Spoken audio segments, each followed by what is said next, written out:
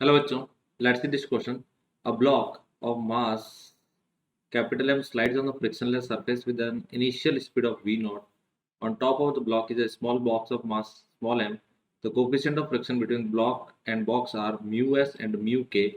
The sliding block encounters an ideal spring with force constant k. Answer the following questions. Assuming no relative motion between the box and the block, what is the maximum possible acceleration of block and a box at the instant of maximum compression? देखो एक system दिया गया है, जिस system में हमारे पास में एक ब्लॉक है और एक बॉक्स दे रखा है. एक स्मॉल एम मास का है, कैपिटल एम मास का है. सामने एक स्प्रिंग है.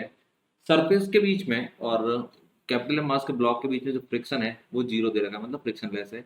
लेकिन दोनों ब्लॉक्स के बीच में friction mu S and mu के गिवन है. तो हमसे पूछा है कि कंप्रेशन के टाइम पे, मैक्सिमम कंप्रेशन के टाइम पे कितनी एक्सेलरेशन कितना होगा.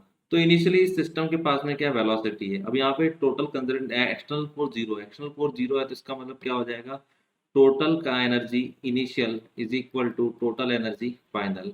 यहाँ से अपन ऐसा लिख सकते हैं K initial plus U initial is equal to K final plus U final. अब इनिशियली स्प्रिंग के अंदर कोई कंप्रेशन नहीं है, ग्रेविटी का कोई वर्क नहीं है, तो इनिशियल पोटेंशियल एनर्जी कितना हो जाएगा, जीरो. फाइनली सिस्टम रुक जाएगा तो काइनेटिक एनर्जी कितनी हो जाएगी, जीरो. तो इनिशियल काइनेटिक एनर्जी आ जाएगी half capital M plus small M into V naught square.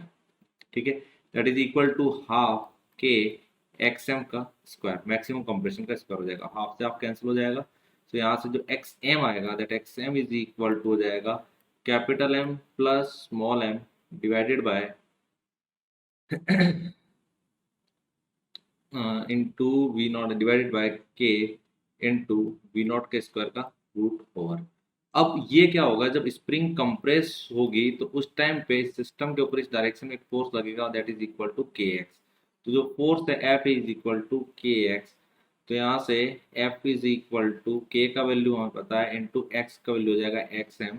तो जो एक्सेलरेशन आएगा, that acceleration is equal to हो जाएगा K X M upon capital M plus small M. ये एक्सेलरेशन आ जाएगा.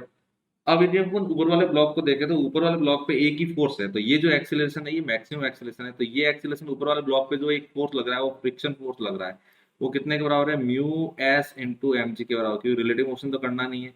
तो वहां से जो एक्सेलरेशन आएगा वो म्यू एस इंटू जी के बराबर आएगा. तो ये दोनों एक्सेलरेशन आपस में क्या होना चाहिए, इक्वल.